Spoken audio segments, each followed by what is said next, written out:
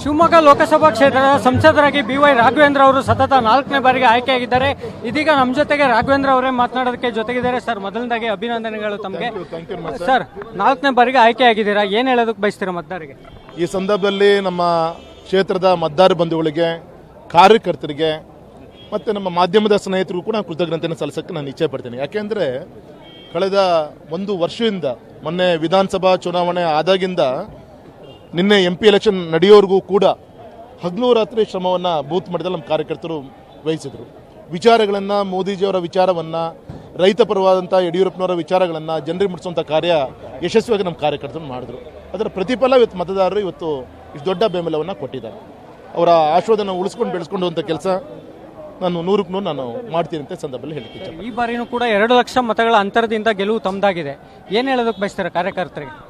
ಆ ಗೆಲುವು ಪೂರ್ತಿ ನಮ್ಮ ಕಾರ್ಯಕರ್ತರ ಗೆಲುವು, ನಮ್ಮ ಮತದಾರರ ಗೆಲುವು. ಆ ಗೆಲುವಿನ ಅಂತರಕ್ಕೆ ತಕ್ಕಂತೆ ತೂಕವಾಗಿ ಈ ಕ್ಷೇತ್ರಕ್ಕೆ ಅಭಿವೃದ್ಧಿ ಕಾರ್ಯ ಇರ್ಬೋದು, ಕ್ಷೇತ್ರದ ಒಂದು ಮತದಾರರ ಒಂದು ಅಪೇಕ್ಷೆ ಏನಿದೆ ಅದು ತಕ್ಕಂಗೆ ಕೆಲಸವನ್ನು ಮಾಡುವಂಥ ಕಾರ್ಯ ನಮ್ಮ ಲಕ್ಷಗಳ ಮತದ ಅಂತರ ನಿರೀಕ್ಷೆ ಇತ್ತ ಸರ್ ನಮಗೆ? ಸಹಜವಾಗಿ ಒಂದು ಈ ಚುನಾವಣೆಯಲ್ಲಿ ತುಂಬ ವೆಲ್ ಪ್ಲಾನ್ಡ್ ಆಗಿ ನಮ್ಮ NDA ನೇತೃತ್ವದಲ್ಲಿ ಈ ಚುನಾವಣೆ ಎದುರಿಸುವಂಥ ಕೆಲಸ ನಮ್ಮ ಕಾರ್ಯಕರ್ತರು ಮಾಡಿದ್ರು.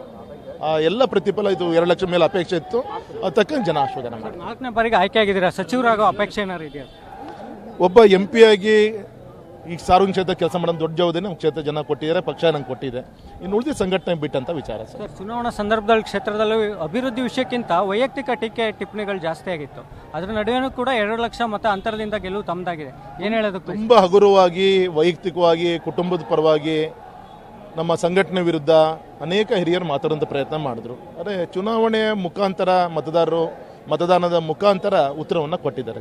ಇನ್ನಾದರೂ ಕೂಡ ಈ ವೈಯಕ್ತಿಕ ಟೀಕೆ ಟಿಪ್ಪಣಿಗಳನ್ನು ಬಿಟ್ಟು ಒಟ್ಟಾಗಿ ಒಂದಾಗಿ ಕ್ಷೇತ್ರದ ಜನರ ಒಂದು ಕಣ್ಣೀರು ಒರೆಸುವಂಥ ಕೆಲಸವನ್ನು ನಾವೆಲ್ಲ ಒಟ್ಟಾಗಿ ಸೇರಿ ಮಾಡೋಣ ಅಂತ ನಾನು ವಿನಂತಿಯನ್ನು ಮಾಡ್ಕೊತೀನಿ. ಇದು ನೂತನವಾಗಿ ಆಯ್ಕೆಯಾದ ಸಂಸದ BY ರಾಘವೇಂದ್ರ ಅವರ ಮಾತಾಗಿದೆ. ಶಿವಮೊಗ್ಗದಿಂದ ಕ್ಯಾಮ್ರಾಮನ್ ಸತೀಶ್ ಜೊತೆ ಶಶಿಧರ್ KV ಪಬ್ಲಿಕ್ TV.